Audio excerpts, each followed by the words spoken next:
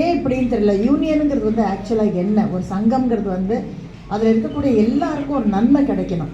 அதில் வந்து நல்ல சக்ஸஸ்ஃபுல்லாக இருக்கிற ப்ரொடியூசரும் இருப்பாங்க, எல்லாத்தையும் இழந்த ப்ரொடியூசர்ஸும் இருப்பாங்க. ஆனால் எல்லாருமே சரிசமம்.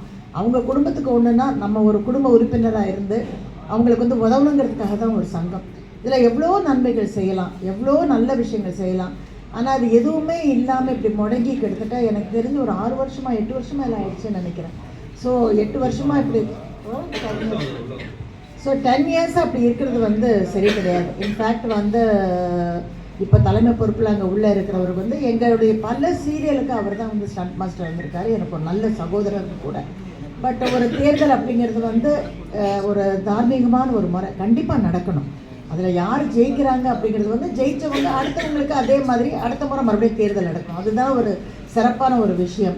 கொஞ்சம் அராஜகமான விஷயங்கள் பல விஷயங்கள் அங்கே நடந்துகிட்ருக்கு அப்படின்னு சொல்லி கேட்கும்போது நான் ஒதுக்கிட்டேன். கம்ப்ளீட்டாகவே நான் அந்த பக்கம் வரமாட்டேன்.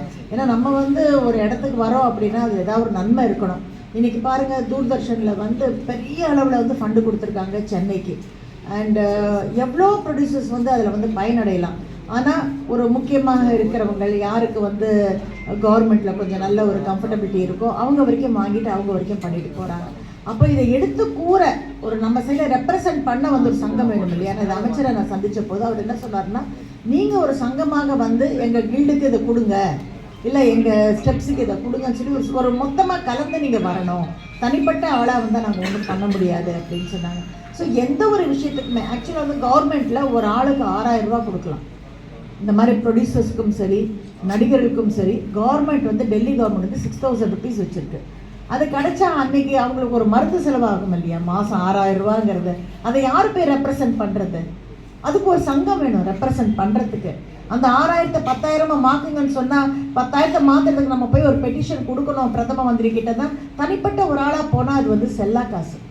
ஆனால் ஒரு யூனியனாக ஒரு செயலாளர், ஒரு பொருளாளர், ஒரு பிரசிடென்ட் எல்லாருமா சேர்ந்து நம்ம போகும்போது அதுக்கு வேல்யூ அதிகம். அதே மாதிரி இங்கே நம்ம கண்டிப்பாக நல்ல கலை நிகழ்ச்சிகள் பண்ணி, ஏன்னா இன்றைக்கி எல்லா சேனலுக்குமே கலை நிகழ்ச்சி வேணும். பட் இதுவே வந்து ரொம்பவும் வந்து நலிஞ்சு போய் எதுவுமே பிரயோஜனம் இல்லாமல் அடித்தடி பண்ணும்போது யார் வருவாங்க நமக்கு வந்து கலை நிகழ்ச்சி பண்ண? யோசிச்சு பாருங்கள். எந்த ஸ்பான்சரை போய் நம்ம பிடிக்க முடியும், எந்த சேனலில் போய் நம்ம பேச முடியும்? அது மட்டும் இல்லை, இன்றைக்கி டேட்டில் ரொம்ப ஒரு மலிவான ஒரு என்ன சொல்கிறதுனா ஒரு கைக்கு அடக்கமாக வந்து ஒரு டைட்டில் ரிஜிஸ்டர் பண்ணோம்னா கண்டிப்பாக நம்ம கில்டு தான். அதில் வந்து வேறு எந்த டவுட்டுமே கிடையாது. மற்ற எல்லா இடத்துலையும் வந்து ரிஜிஸ்ட்ரேஷன் வந்து ரொம்ப ரொம்ப எக்ஸ்பென்சிவாக இருக்குது. ஸோ அப்படி இருக்கும்போது ரொம்ப நமக்கு கம்ஃபர்டபுளாக இருக்கும் போய் ரிஜிஸ்டர் பண்ணிவிட்டு நம்ம வேலையை வந்து ப்ரொசீட் பண்ணுறதுக்கு. அப்போ அதுக்கு கூட வழி இல்லைன்னு நினைக்கும் போது ரொம்ப கஷ்டமாக இருக்குது. இதெல்லாம் வந்து எப்படியாவது நம்ம மறுபடியும் இந்த எலெக்ஷனை வந்து கொண்டு வரணும். தமிழ்நாட்டுடைய முதலமைச்சரை நான் ரொம்ப அதாவது பணிவோடையும் ஒரு இதோடையும் கேட்டுக்கிறேன். என்றைக்குமே அவர் வந்து ப்ரொடியூசர்ஸ்க்கும் நடிகர்களுக்கும் வந்து எப்போவுமே சப்போர்ட் பண்ணியிருக்காரு. ஸோ அவர் வந்து இதில் தலையிடுவாராங்கிறது எனக்கு தெரியாது. ஆனால் ஏன்னா இது கோர்ட்டில் இருக்குது. கோர்ட்டில் இருக்கும்போது எந்த ஒரு என்ன சொல்கிறது அரசியலும் சரி எந்த ஒரு இதுவும் இதில் வந்து தலையிட மாட்டாங்க. ஸோ கோர்ட்டு நீதிபதி அவர்களுக்கு பரிந்துரைத்து இது சீக்கிரமாக வந்து எங்களுக்கு இந்த எலெக்ஷனை வந்து நடத்தி கொடுக்கறதுக்கு வந்து ஏற்பாடு பண்ணணும். அதே மாதிரி நீதிபதி அவர்களும் இதை வந்து கொஞ்சம் கனிவோட பார்த்து, ஏன்னா பல ப்ரொடியூசர்ஸ் இன்றைக்கி வந்து பாதிக்கப்பட்டிருக்காங்க. அவங்களுக்கு வந்து ஒருத்தங்க இறந்தாங்கன்னா 25,000 ரூபா கொண்டு போய் கொடுக்கக்கூடிய அளவுக்குலாம் வந்து கில்டில் இருக்குது. எப்போது 10 வருஷம் முன்னாடி. இப்போ நம்ம நல்லபடியாக நடத்திருந்தா ஒரு ஃபேமிலிக்கு 50,000 ரூபா கூட கொடுக்கலாம். நம்ம முன்னுரியாக நிற்போம்.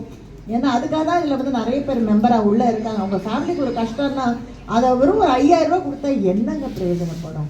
அது எதுக்கு போய் சேரும் சொல்லுங்கள்? ஒருத்தர் ஆஸ்பத்திரியில் இருந்தாலும் 5,000 ரூபா தான் கொடுக்குறாங்க. எவ்வளோ பெரிய சங்கமாக இருந்தாலும் சரி வெறும் 5 ரூபா கொடுக்குறாங்க. அந்த 5,000 ஆஸ்பத்திரிக்குள்ள நுழைஞ்சாலே எவ்வளோ செலவுன்னு உங்களுக்கு தெரியும்.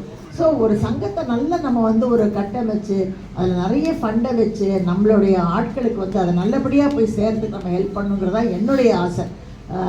நேர்மையாக இருந்தால் அதில் இருக்க நான் தயாராக இருக்கேன். நான் முதலே பல முறை என்னை வந்து கேட்டப்போ கூட நான் வரவே மாட்டேன்னு சொல்லிட்டேன். இது மட்டும் இல்லை, ஒவ்வொரு வருஷம் கோர்ட்டில் கூட என் பேர் எடுத்துருக்கேன். நான் வரவே மாட்டேன், நான் கையெழுத்தே போட மாட்டேன். ஏன்னா ஒரு தகராறு நடக்கக்கூடிய இடத்துல போய் நின்று நமக்கு என்ன நடக்க போகுது சொல்லுங்கள். ஸோ தயவுசெய்து எல்லாரும் இனிமேல் நம்ம வந்து எலெக்ஷன் வந்தால் கூட ஒரு ஒத்துமையாக இருந்து இதை எப்படி நம்ம வந்து நம்மளுடைய மெம்பர்ஸுக்கு இதனால் என்ன பயனட முடியும், நம்ம எப்படி இப்போ சிஎஸ்ஆர் ஃபண்டு வாங்க முடியும், நம்ம எப்படி நம்மளுடைய ஒவ்வொருத்தருக்கும் வந்து ஒரு இடத்துல போய் கேட்டு.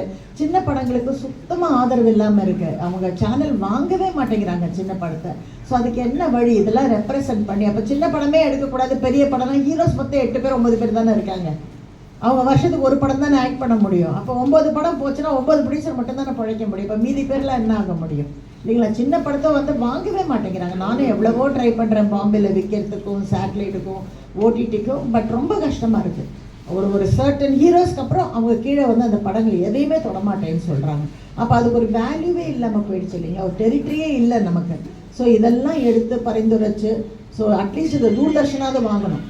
இப்போ தூர்தர்ஷன் வந்து சேட்டலைட் வச்சுருக்காங்க, தூர்தர்ஷன் வந்து ஓடிடி வச்சுருக்காங்க. ஸோ நம்ம போய் அதை ரெப்ரசன்ட் பண்ணி அட்லீஸ்ட் இந்த சின்ன படங்களெல்லாம் நீங்கள் வாங்கி போடுங்க. ஏ சர்டிஃபிகேட் விட்டுருங்க, அவங்க போட மாட்டாங்க. ஏ சர்டிஃபிகேட் இல்லாத படங்களெல்லாம் தூர்தர்ஷனில் போட்டு கொடுங்க, எங்களுக்கு ஹெல்ப் பண்ணுங்கன்னு சொல்லி கேட்கலாம். ஸோ இந்த மாதிரி பல விஷயங்களை நம்ம போய் பரிந்துரைச்சு நம்மளால் பேச முடியும். ஸோ இதுக்கு ஒத்துமை ரொம்ப முக்கியம், அண்ட் எல்லாருடைய ஆதரவும் முக்கியம். ஸோ கண்டிப்பாக நீதிபதி அவர்களும் இதை வந்து கண்டிப்பாக அவர் காதுக்கு போகும்னு நினைக்கிறேன். போச்சுன்னா எங்களுக்கு ஹெல்ப் பண்ணுவார்கள் நம்பிக்கையோட என் பேச்சை நான் முடிச்சுக்கிறேன். நன்றி.